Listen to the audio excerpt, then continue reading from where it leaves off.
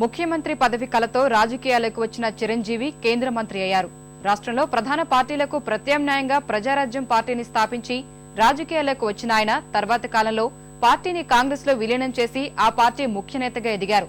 తెలుగు చిత్ర పరిశ్రమలో మెగాస్టార్ గా వెలుగొందిన చిరు రాజకీయంగా ఉన్నత పదవిని అలంకరించారు. తెలుగు చలనచిత్ర సీమలో మెగాస్టార్ గా ఎదిగిన కొణిదెల శివశంకర వరప్రసాద్ అంచెలంచెలుగా ఎదిగారు. పశ్చిమ గోదావరి జిల్లా మొగల్తూరులో 1955 ఆగస్టు 22న జన్మించిన చిరంజీవి తెలుగు తెరపై అగ్రశ్రేణి కథానాయకునిగా స్థానం సంపాదించుకున్నారు. కామర్స్ లో డిగ్రీ చేసిన మెగాస్టార్ నటిస్తూనే సామాజిక సేవల్లో చురుగ్గా పాల్గొన్నారు. కాంగ్రెస్, తెలుగుదేశం పార్టీలకు ప్రత్యామ్నాయంగా 2008లో ప్రజారాజ్యం పార్టీని స్థాపించారు.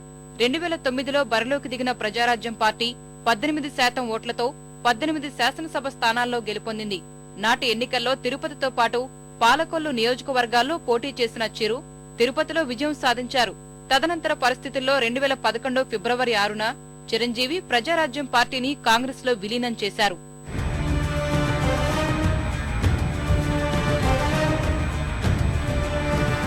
పార్టీని విలీనం చేసిన చిరంజీవికి కేంద్ర మంత్రివర్గంలో చోటు కల్పించేందుకు సోనియా సహా అధిష్టాన పెద్దలు ఆనాడే హామీ ఇచ్చారు.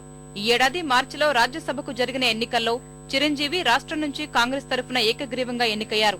నాటి నుంచి కేంద్ర మంత్రివర్గంలో చోటు కోసం ఆయన ఎదురు చూస్తున్నారు. తాజా పునర్వ్యవస్థీకరణ నేపథ్యంలో చిరంజీవిని కేంద్ర మంత్రి పదవి వరించింది. సినీ రంగంలో జాతీయ ఉత్తమ నటుడి అవార్డు కైవసం చేసుకున్న మెగాస్టార్ పద్మభూషణ్ సహా ఆంధ్ర విశ్వకళా పరిషత్ నుంచి డాక్టరేట్ పురస్కారాలు అందుకున్నారు. హాస్యనటుడు అల్లు రామలింగయ్య కుమార్తె సురేఖను వివాహం చేసుకున్న చిరంజీవికి 3 సంతానం. కుమారుడు రామ్ చరణ్ కథానాయకుడిగా రాణిస్తున్నారు. సోదరులు నాగబాబు, పవన్ కళ్యాణ్ సినీ పరిశ్రమలోనే ఉన్నారు.